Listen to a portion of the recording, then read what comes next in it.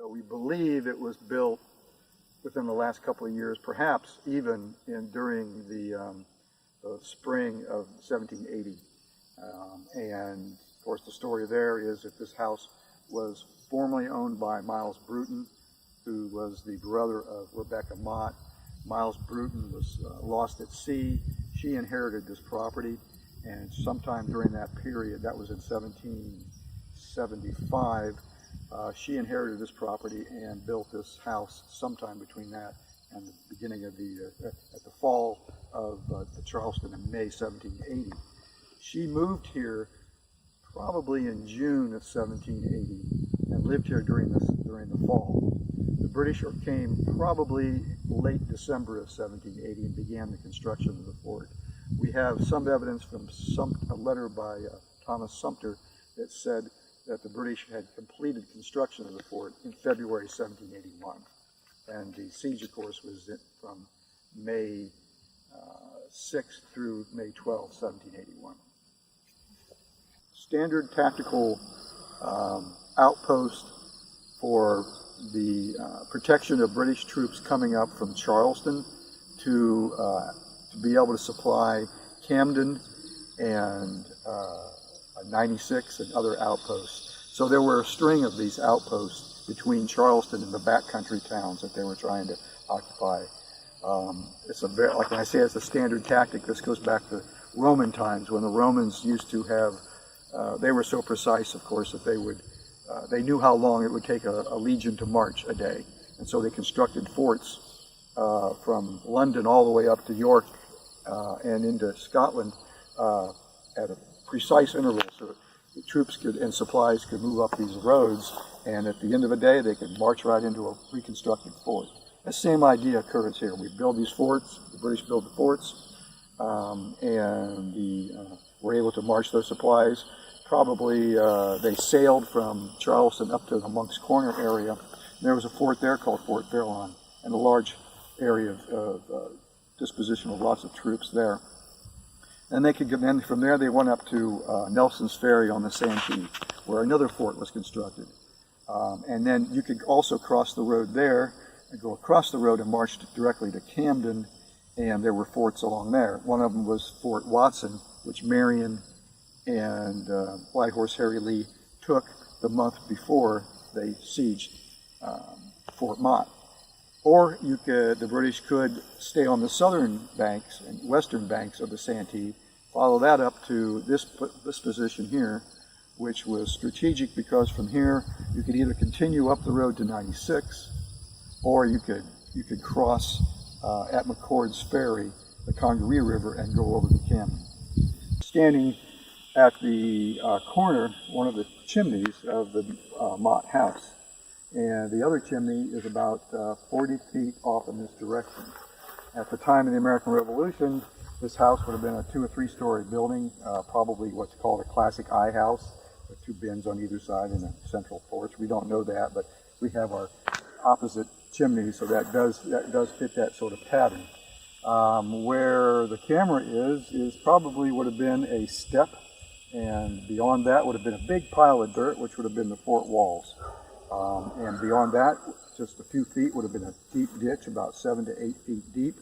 And beyond that would have been a bunch of trees that had been cut down and surrounded the fort, called an abattis. And what it was an infantry defense position in which the trees were laid with the limbs facing outward. So in order for it to attack this fort, a soldier would have had to make his way through those trees, cross the ditch, up and over the parapet, in order to get inside the fort. So it was a very, very strong position for the British. So the British strategy in the South was to first capture Charleston and then move into the backcountry. And there were a number of important backcountry villages that were depots for everyone and supplies, and were critical in terms of controlling the backcountry and subduing the American Revolution. So the British, after they captured Charleston, very quickly moved to the backcountry and captured these important towns. Camden was at the apex of this arch of defensive positions by the British. So we had Augusta to the west, we had 96 to the north, we had Camden there in the central sort of important arch of that stone, important stone, keystone of this arch of defensive positions. And then Georgetown, Winsboro, those kind of places fell in. Now, in order to get supplies to these locations, you had to have these smaller outposts to protect soldiers as they marched up to deliver supplies in the evenings or in times of danger. They needed places, defensive positions, in order to get in protected locations. These smaller forts, Fort Watson on the Santee, the fort at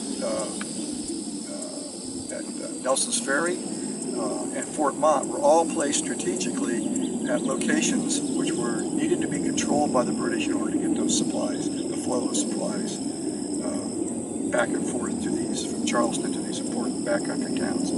At the time of the siege, the strategic situation was that Nathaniel Greene had a large battle with the British under Lord Cornwallis at Guilford Courthouse. Cornwallis had retreated into Wilmington, North Carolina. Greene took that opportunity to re-enter South Carolina and begin engagements of the British forces in South Carolina. One of those, since Camden was such an important location, this was the headquarters of Lord Walden, who was in command of the field operations for the South Carolina at that time. When Greene entered South Carolina, he dispatched a cavalry unit called Lee's Legion to join up with Francis Marion, who was a partisan warrior, to combine forces to capture these outposts that were part of this communications route. Meanwhile, Greene went after the larger posts at Camden.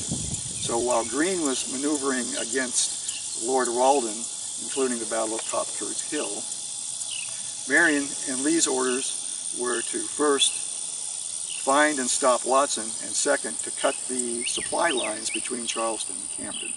So these forts were all very important and integrated into the entire defensive system that the British had decided to use in order to keep the resistance at its very lowest ebb. During the siege, the 6 days of the siege, Francis Marion and General Nathaniel Greene were engaging in exchange of letters. And the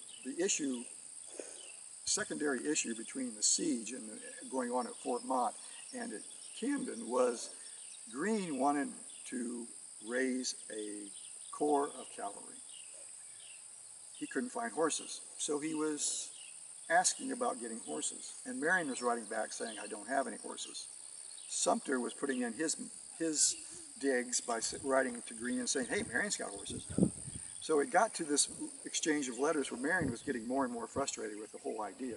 Plus the siege wasn't going well. Plus he was tired of dealing with these militia people who came and went constantly, in and out of the ranks. So he got to the point where he wrote Marion and said, look, if you take my horses from these people, these are privately owned horses, if you take them, you're never going to see any of these people again. And as far as I'm concerned, that's okay with me, because after we take this fort, I'm leaving. I'm going to Philadelphia, where my services could be better used. You know. So, unbeknownst to him, at the same time, Greene was suffering from quite a bit of depression and had written a letter to his wife saying, I don't think I can win down here. And I think I'm going to resign my commission and move north. He didn't know what Marion was saying, but he got the letter from Marion, but he didn't know, Marion didn't know what was going on in Greene's mind, but Greene was on the verge of resigning also. And within that two-day difference, May 11th and May 12th, when these final letters were exchanged, the entire campaign in South Carolina turned around. Lord Walden pulled out of Camden, and Marion captured Fort Motte. So the lines were cut, and the British in Camden were retreating. And incidentally, they weren't coming to rescue Fort Motte. they were retreating out of Camden, all the way back down, eventually to Monk's Corner. But in terms of the emotional going on between the generals and that sort of thing, it was an interesting turning point in the sense that they went from almost complete, this isn't going to work, to we now have begin to push the British out of the backcountry. Now, I think probably historians may have other reasons, but you have to understand he had a lot of sick people in that fort. And I think he felt that he wasn't quite strong enough to meet Greene face to face, and Greene wasn't quite strong enough to really take Camden. So I think he felt that at this point his best opportunity was to retreat back to Charleston, regroup, and then come back out and recapture the town. So I think his biggest issue was sickness that was going on. His army was being decimated. It may also include the fact that sometime, and I don't know particularly, you might not want to quote me on this, but Cornwallis was moving north. So he may have gotten a letter from Cornwallis saying, I'm going to Yorktown. He felt like, okay, what am I doing here out in the middle of nowhere? I need to reconsolidate my forces and move back and try this whole thing again.